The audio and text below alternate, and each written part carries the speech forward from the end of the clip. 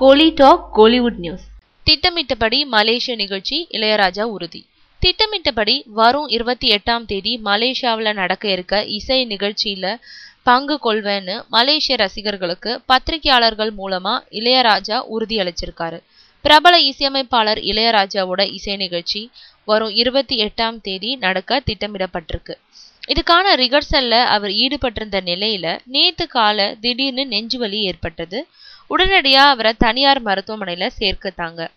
அங்கு அவருக்கு ஆஞ்சியோபிளாஸ்ட் சிகிச்சை அளிக்கப்பட்டது. அதை தொடர்ந்து அவர் உடல் நிலையில நல்ல முன்னேற்றம் ஏற்பட்டிருக்கான்.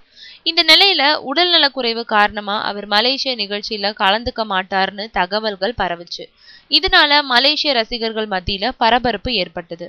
இந்த தகவலை அறிஞ்சதும் இளையராஜாவோட மகனும் இசையமைப்பாளருமான யுவன் சங்கர் ராஜா மொபைல் போன் மூலம் இளையராஜாவை மலேசிய பத்திரிகையாளர்கள் கிட்ட பேச வச்சாரு. இளையராஜா பேசியதை பத்திரிகையாளர்கள் அனைவருமே கேட்க ஏற்பாடு செய்யப்பட்டிருந்தது. அவங்க கிட்ட பேசின இளையராஜா திட்டமிட்டபடி மலேசியாவில் வரும் 28ஆம் தேதி என்னுடைய இசை நிகழ்ச்சி நடக்கும், எனவே ரசிகர்கள் ஏமாற்றம் அடைய வேண்டான்னு சொல்லியிருந்தாரு. இந்த தகவலை மலேசிய பத்திரிகைகள் இன்று முக்கிய செய்தியா வெளியிட்டிருக்காங்க. இந்த நிலையில தீவிர சிகிச்சையில இருந்து சாதாரண வார்டுக்கு இளையராஜா இன்னைக்கு மாற்றப்பட்டிருக்காரு.